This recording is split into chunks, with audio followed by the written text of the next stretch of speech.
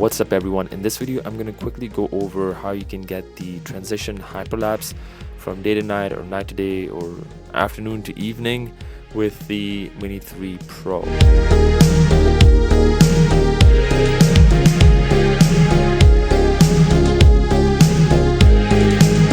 Hyperlapses look awesome and it just attracts your audience. Now if you want to learn tips on how to get better hyperlapses, I made another video on that and you can find the link to that video in the description below. So what I'm going to do is go out and film 2 hyperlapses, one in the day, one in the night, and obviously it has to be in the same trajectory.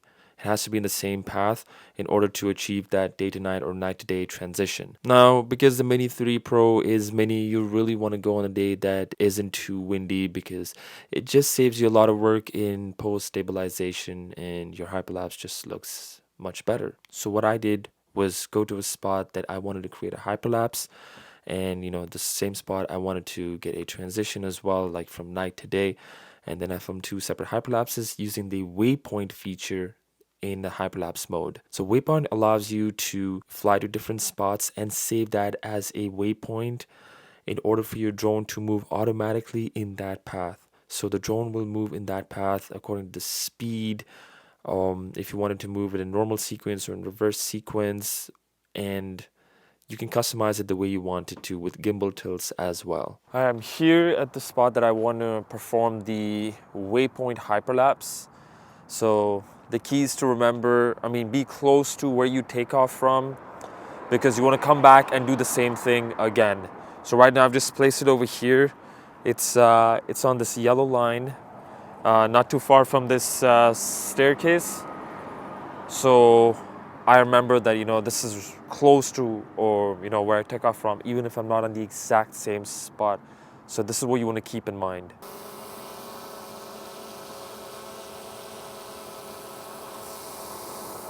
Now once you take off, you want to go to hyperlapses and move down to Waypoint Hyperlapse. Over here, it'll give you the options to choose your waypoints in order to set your trajectory for your drone to move in.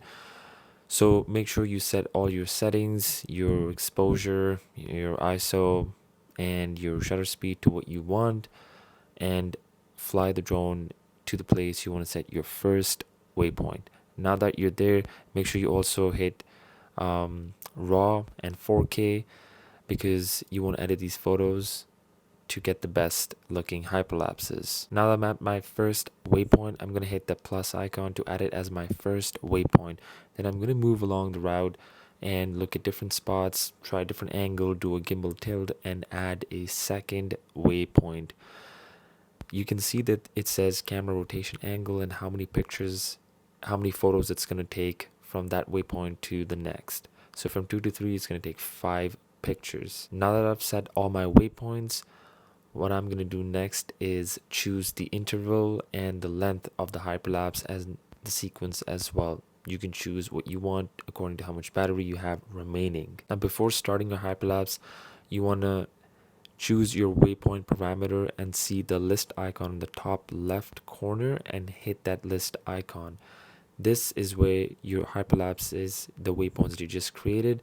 So you want to hit the pencil icon and choose a name for your hyperlapse. For this one, I'm going to set it as hyper transition, and then I'm going to hit the save button in order to save this transition, so I can come again and click on it and all those waypoints have been saved. Now that everything is done, I'm going to hit the start button and the drone is going to move to the first waypoint and start taking photos. It's a beautiful cold spring morning and I'm back at the same spot. So I put it at the same spot. Remember the stairs, the line. So I put it back around the same spot. You don't have to be exact, but somewhere around the same spot would be great. So now I'm just gonna take off and head to the first waypoint and continue do the same waypoint hyperlapse again. Now that I'm up in the air, I'm going to go back to hyperlapse and choose waypoint hyperlapse. Now I'm going to open the waypoint parameter, hit the list icon and go to hyper transition, which was saved from before. And then I'm going to hit the record button. the drone is going to move to the first waypoint to begin the hyperlapse. Now, if you hit the map at the bottom left corner, you'll see the drone is moving to the waypoints. It's the green trajectory over there. So it's moving to the first waypoint in order to begin the hyperlapse.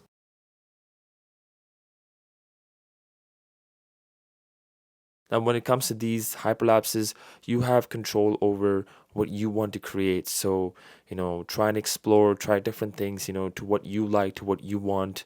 Everyone has different tastes, so try different things and see what you like best in that moment and what works out for you. It is your preference. Now that you have this waypoint hyperlapse saved, you can go back to this spot at any time. You went once in winter and then you went another time in spring, or you went in summer and then you went again in fall and you made a nice transition hyperlapse.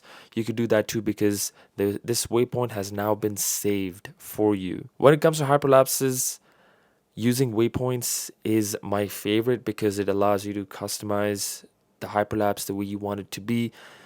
The best part is the drone just moves on its own and gets you that best looking hyperlapse. I use Waypoint Hyperlapse the most because it gives me the most amount of flexibility in creating that path that I want. Now that I've edited both the hyperlapses, that is using Lightroom for the raw photos and then importing them into my editing software, which is Final Cut Pro, I'm going to combine these two videos using a cross dissolve transition. Now there's other ways to do this as well, so you're welcome to try them as well. That is using key points and reducing the opacity from one and increasing it slowly from the other, or you can just use a simple cross dissolve transition. That is totally up to you. Make sure to use a very dark ND filter in the day when filming hyperlapses so you get motion blur in your hyperlapses. And if you're going to post these to Instagram, I'd love it if you guys would tag me as well. I'd love to see what your work looks like, what your final results look like. Once again, make sure to try different things, explore, go at different times, and customize your waypoints and go crazy. If you have any questions, make sure to leave them down in the comments below and I'll get back to you as soon as I can. Thank you for watching this video, and if you enjoyed it, make sure to hit that like button and also subscribe so you don't miss out future videos. I will see you in the next one.